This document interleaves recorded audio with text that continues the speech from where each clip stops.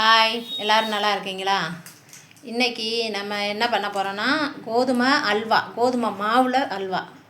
ஒரு அடிகனமான பாத்திரம் எடுத்து வச்சுக்கிட்டு அதில் ஒரு பவுல் ஒரு டம்ளரோ ஒரு பவுலோ ஏதோ ஒன்று எடுத்துக்கோங்க. அதில் எல்லாமே அதிலே அளந்துக்கோங்க.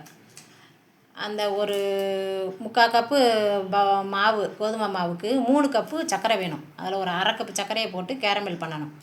தண்ணி எதுவும் விடக்கூடாது. அது நல்லா அப்படி லிக்விடாக வரும்போது ஒரு கப் தண்ணி அதில் கலந்துடணும்.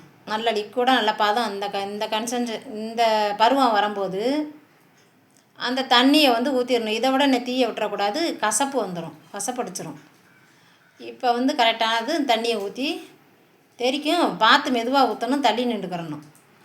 அதை ஊற்றி கிண்டி விட்டுட்டு அந்த கலக்கி வச்சுருக்கிற மாவை அதில் கொஞ்சம் கொஞ்சமாக ஊற்றணும். ஊற்றி கிண்டணும்.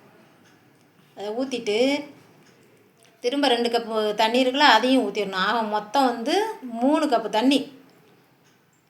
மாவுக்கு 1.5 கப்பு, அந்த கேரமல் பண்ணும்போது ஒரு அரை கப்பு ஊற்றணும்.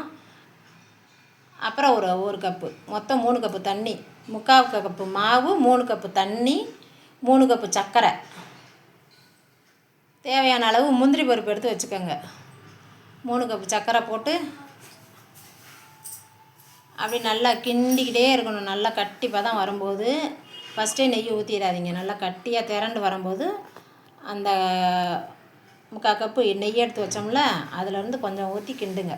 நல்லா கொஞ்சம் கட்டியாக திரண்டு வரும்போது தான் அந்த நெய் விடணும். அப்படி கிண்டிக்கிட்டே இருக்கணும். நல்லா விட்டோன்னா கீழே அடி பிடிச்சிரும்.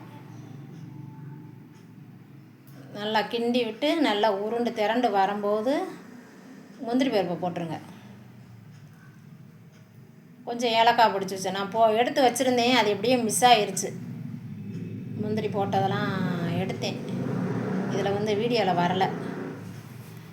கொஞ்சம் ஏலக்காய் தூளும் முந்திரி பருப்பும் அதில் போட்டு இப்படி இந்த மாதிரி ஒரு கட்டியாக வரும்போது அந்த மிச்சம் இருக்கிற நெய்யும் அதில் கொட்டி கிளறிடுங்க. பாதி தானே ஊற்றணும், மிச்சம் பாதி நெய் இருக்குது. அந்த நெய்யை இறக்க போகும்போது ஊற்றி நல்லா ஒரு கிண்டி அப்படியே தட்டுக்கு மாற்றிட வேண்டியது தான். சட்டியோடு வச்சிடக்கூடாது. சட்டியோடு வச்சோன்னா பிடிச்சிக்கிறோம்.